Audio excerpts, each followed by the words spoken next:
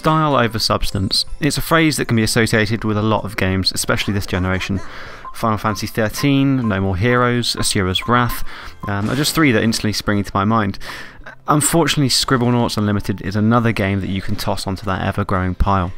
It's certainly not a horrible game. At times there are some really nice moments, and it certainly looks gorgeous, with its cartoon style that wouldn't look out of place on kids' TV, or home from work with a cold TV, like me.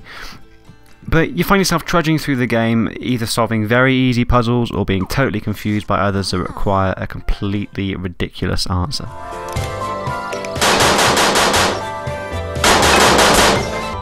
It's at this point that I should tell you I've never played a Scribblenauts game before, mainly due to the lack of owning anything related to Nintendo, so I came at this title with all the enthusiasm of a baby who just realised it could walk. Scribblenauts Unlimited sees you play the role of Maxwell, whose parents gave him a magical notebook that allowed anything Maxwell writes to appear. After Maxwell's parents start to feel he and his sister Lily, who was given a globe that allows her to travel anywhere, were becoming spoilt, they sent him away to go on an adventure.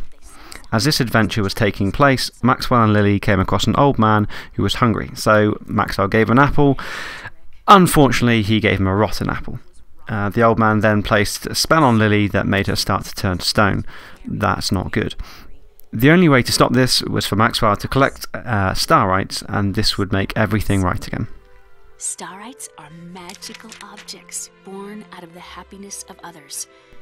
There are around 40 levels in the game, each populated with NPCs who are just waiting for you to come along and solve a problem for them, and that will reward you with a starite shard.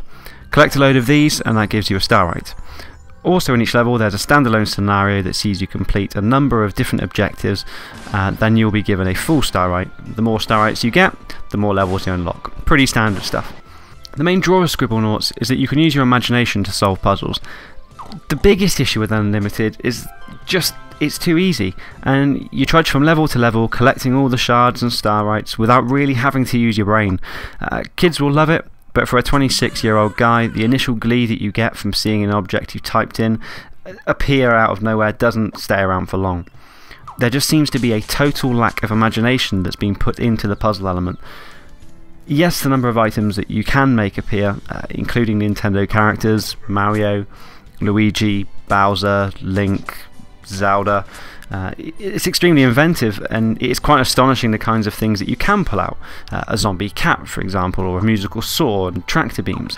They're all there, but they don't have any use except to say, hey, look what we put in the game.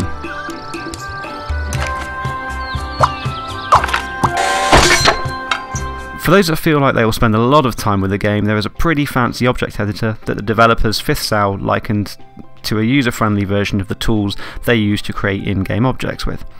You can create new objects and edit characters if you want, and then share them online.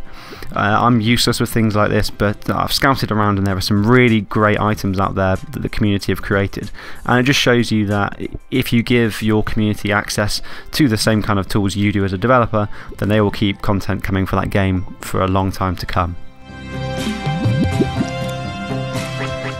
I wrote this review with a heavy heart because I really wanted to love Scribblenauts Unlimited. The premise of solving puzzles any way you see fit is just brilliant, but it never really turns out like that. Most people can just be shot with a gun or a bazooka if the puzzle or tasks ask you to distract people, and that's kind of pointless considering there are loads of these kinds of tasks as you progress through the game. It certainly isn't a bad game, and I really do think that kids would love it, but apart from how great it looks, there really isn't anything for me to get overly excited about. If you're someone who either has kids or likes creating content in games, then I certainly would recommend it to you. Otherwise, it's a pass. Final score for Scribblenauts Unlimited, 6 out of 10.